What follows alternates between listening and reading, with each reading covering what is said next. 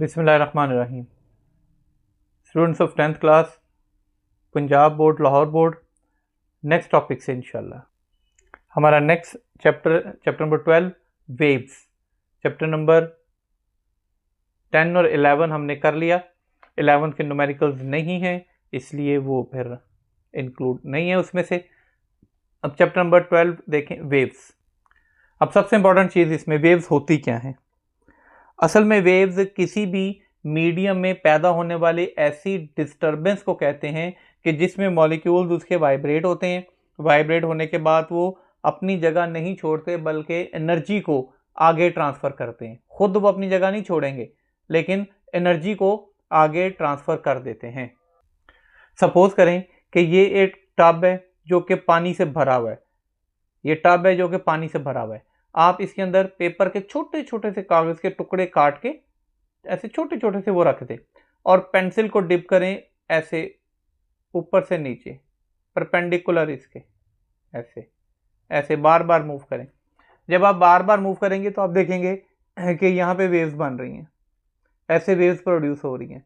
ऐसे में वेव्स तो प्रोड्यूस होंगी लेकिन ये जो पार्टिकल होंगे, ये कागज़ के छोटे छोटे टुकड़े, ये अपनी जगह से हिलेंगे नहीं बल्कि अपनी ही जगह पे वाइब्रेट ऊपर नीचे करते रहेंगे। आगे की तरफ हरकत नहीं करेंगे, आगे नहीं जाएंगे। इससे हमें क्या पता चला कि वेव्स जब प्रोड्यूस हुई तो इसमें मॉलिक्यूल्स जो हैं वो वाइब्रेट करते हैं, अपनी जगह नहीं छोड़ते बल्कि वाइब्रेट करते हुए एनर्जी एक पार्टिकल से आगे आगे आगे अगले पार्टिकल्स में ट्रांसफ़र कर देते हैं या फिर अगले जो पार्टिकल्स हैं उसमें ये मुंतकिल कर देते हैं। यहाँ से देखें, travel through the medium, they can cause the particle within to vibrate. These vibrations allow energy to be transferred from one particle to the next। यानी कि एक पार्टिकल वो वाइब्रेट करेगा, एनर्जी अगले को देगा, वो पार्टिकल करेगा अगले को, आगे से आगे की तरफ जो है वो पार्टिकल एनर्जी ट्रांसफ़र करता रहेगा लेकिन जो है वो खुद अपनी जगह नहीं छोड़ेगा। तो इस हिसाब से हम कह सकते हैं कि जो वेव्स हैं ये एनर्जी ट्रांसफ़र करती हैं और waves are known to be the best medium for the transfer of energy. यानी कि एनर्जी को एक जगह से दूसरी जगह लेके जाने के लिए सबसे बेहतरीन तरीका जो है हमारे पास है वो वेव्स है। अगर वैसे आप एनर्जी को ट्रांसफ़र करते हैं तो ऐसी सूरत में मैटर भी ट्रांसफ़र हो जाता है। फॉर एग्जांपल, अगर आपके पास एक पत्थर है, आप एक पत्थर लेते हैं और पत्थर को आगे फेंकते हैं, वो जहाँ भी जाएगा एनर्जी तो गई, एनर्जी ट्रैवल कर गई, लेकिन उसके साथ साथ वो पत्थर भी चला गया, मैटर भी ट्रैवल कर गया। लेकिन अभी वेव्स में क्या पड़ा कि पार्टिकल जस्ट ऊपर नीचे वाइब्रेट करते हैं, आगे नहीं जाते। तो इसका मतलब हुआ कि वो एनर्जी तो आगे ट्रांसफ़र कर देते हैं, खुद वहीं पर रहते हैं, तो हमारे पास मैटर भी वहीं पर रहा और एनर्जी भी ट्रांसफ़र होगी। अब इसकी एग्जाम्पल है, फॉर एग्जाम्पल अगर आप सी शोर पर जाएँ, समंदर के किनारे जाएँ, तो वहाँ से पीछे से तेज़ हवाएँ आती हैं। जैसे ही तेज़ हवा आएगी तो वो पानी को बहुत ज़्यादा आगे लेके जाएगी, पानी की एक लहर आएगी, एनर्जी आगे आ गई, हवा के साथ पूरी एनर्जी आगे आ गई, वो वेव्स दोबारा वापस चली जाती है।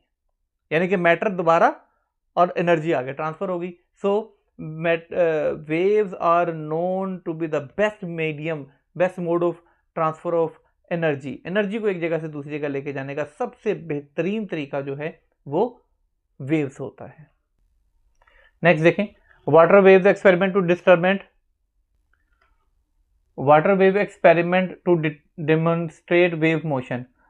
अब नेक्स्ट है water wave experiment. Water wave experiment क्या है? जब हमने वेव्स की प्रॉपर्टीज़ पढ़नी हो तो उसके लिए हम ख़ास किस्म का जो है वो इंस्ट्रूमेंट यूज़ करते हैं जिसे रिपल टैंक कहा जाता है। रिपल टैंक जो है ये इस किस्म का एक शीशे का एक टेबल बना होता है। ये ऊपर सारा जो है वो मिरर या शीशे का होगा, ये टेबल, इसके ऊपर जो है वो पानी रखा जाता है और यहाँ पे जो है वो वाइब्रेट, ये उसके ऊपर लैंप है, वाइब्रेटर है और साथ में मोटर लगी होती है। नीचे जो है ना वो हम नॉर्मली तौर पर वाइट शीट रख देते होते हैं।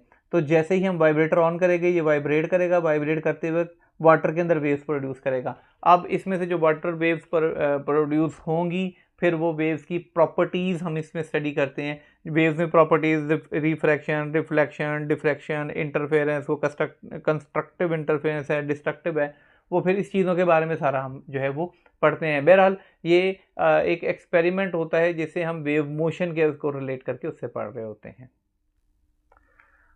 नेक्स्ट देखें, types of motion waves. Waves की जो टाइप्स हैं ये बेसिकली तौर पे दो वेव्स होती हैं। एक वेव्स वो वेव होती हैं जिनको प्रोपोगेट होने के लिए, प्रोड्यूस होने के लिए, आगे जाने के लिए किसी मटेरियल मीडियम की ज़रूरत होती है। मटेरियल मीडियम इज़ रिक्वायर्ड, किसी ना किसी मटेरियल मीडियम की ज़रूरत होती है। बगैर मटेरियल मीडियम के वो एक जगह से दूसरी जगह ट्रैवल नहीं कर सकती। फॉर एग्ज़ाम्पल कि अगर वाटर वेव्स हैं, अगर वाटर ही नहीं होगा तो वेव्स कैसे प्रोड्यूस होंगी? ऐसे ही साउंड वेव्स है, sound can not pass through vacuum, sound can not pass through vacuum. आवाज़ जो है वैक्यूम से पास नहीं हो सकती, क्योंकि उसको कोई ना कोई पार्टिकल्स चाहिए वाइब्रेट करने के लिए। तो लिहाजा मैकेनिकल वेव्स कौन सी वेव्स हैं? The mechanical waves are the waves that require a material medium such as air, water, solid material to travel. अगर ये ना हो तो वो इसमें से वो पास नहीं कर सकती। Next one is electromagnetic waves. Electromagnetic waves ऐसी वेव्स होती हैं जिनको किसी मटेरियल मीडियम की ज़रूरत नहीं होती, वो बग़ैर किसी मटेरियल मीडियम के एक जगह से दूसरी जगह ट्रैवल कर सकती हैं, एक जगह से दूसरी जगह जा सकती हैं, उनको मटेरियल मीडियम की ज़रूरत नहीं होती। फॉर एग्ज़ाम्पल सनलाइट हमारे तक पहुंचती है, ये कितने बिलियंस ऑफ किलोमीटर जो है वो फासला तय करके हमारे पास आ रही है। तो ये रेडिएशन हमारे तक आ रही है, बीच में से कितनी स्पेस है जो यहाँ तक आ रही है। तो ये बेस्ट एग्जांपल है इलेक्ट्रोमैग्नेटिक वेव्स की। जो इलेक्ट्रोमैग्नेटिक वेव्स हैं वो काफ़ी ज़्यादा यानी कि होती हैं। तो उसके लिए मैं आपको एक चीज़ बता रहा हूँ, ये आप वर्ड याद रखिएगा, Ronald McDonald is very ugly except cherry. ये सारी मैग्नेटिक इलेक्ट्रोमैग्नेटिक जो वेव्स हैं वो सारी की सारी टाइप इसके अंदर आ जाएंगी। मिसाल के तौर पर आर का मतलब होगा रेडियो वेव्स, माइक्रोवेव्स, ये बिल्कुल माइक्रोवेव्स वही हैं। जब आप खाना गर्म करते हैं तो जैसे माइक्रो में रखते हैं तो आपको कोई रेज नज़र आती है कि कैसे एकदम से गर्म हो गया, ये माइक्रो जो है ना वो वेव्स आ रही होती हैं। उसके बाद I stand for infrared, V stand for visible, visible light, sunlight वाले। U stand for ultraviolet, UV, ultraviolet, X rays, and G stand for gamma rays, G stand for gamma rays. अब इसमें एक और चीज़ देख लें कि जैसे ही हम यहाँ से शुरू करें रोलैंड मैकडोनाल्ड से, हम राइट साइड से जो है वो लेफ्ट साइड की तरफ मूव करेंगे। From right to left movement जो है, ऐसी सूरत में इनकी स्पीड इंक्रीज हो जाती है, स्पीड बढ़ती जाती है। इसका मतलब है कि जो रेडियो वेव्स हैं उनकी स्पीड माइक्रोवेव से भी ज़्यादा है, फिर इंफ्रारेड की आती है, ऐसे इनकी स्पीड इंक्रीज होती जाती है। अगर हम यहाँ से लेफ्ट साइड से राइट की तरफ जाते हैं तो स्पीड इंक्रीज होती है, और अगर हम यूँ उल्टा राइट साइड से लेफ्ट की तरफ जाएंगे तो इनकी वेवलेंथ इंक्रीज होगी। क्यों? इधर से इधर तक जाते जाएंगे तो स्पीड सबसे ज़्यादा होती जाएगी। इससे मतलब है रेडियो वेव जो है इनकी जो है ना स्पीड कम होती है, माइक्रो की उससे ज़्यादा होती है, इंफ्रारेड की उससे ज़्यादा, विजिबल की उससे ज़्यादा, अल्ट्रावायलेट की जो है उससे ज़्यादा, एक्स रेज की उससे ज़्यादा, और गामा रेज की बहुत ज़्यादा होती है। ये exactly equal to the speed of light होती है। और जैसे जैसे स्पीड इंक्रीज होती जाती है वैसे वैसे वेवलेंथ डिक्रीज होती जाती है।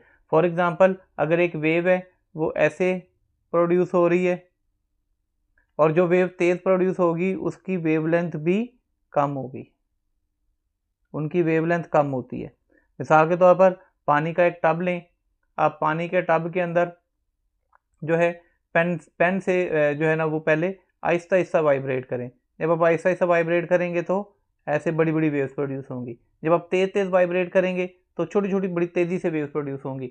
तो जैसे ही उनकी स्पीड इंक्रीज होगी वेव्स की प्रोड्यूस होने की, उनके दरमियान में जो फासला है, ये वाला जो वेवलेंथ जिसे कहते हैं, अगले टॉपिक में ये भी पढ़ा दूंगा, ये जो है ना वो डिक्रीज होता जाता है। सो ये यहाँ तक हमारा आज का टॉपिक था, जहाँ तक हमने मैकेनिकल वेव्स और इलेक्ट्रोमैग्नेटिक वेव्स को पढ़ा है। इंशाल्लाह ताला इससे आगे टाइप्स ऑफ मैकेनिकल वेव्स और बाकी नेक्स्ट टॉपिक में पढ़ेंगे। स्टिल अगर किसी को कोई कन्फ्यूजन है, कुछ पूछना चाहता है, आप कमेंट सेक्शन में पूछ सकते हैं। Thank you.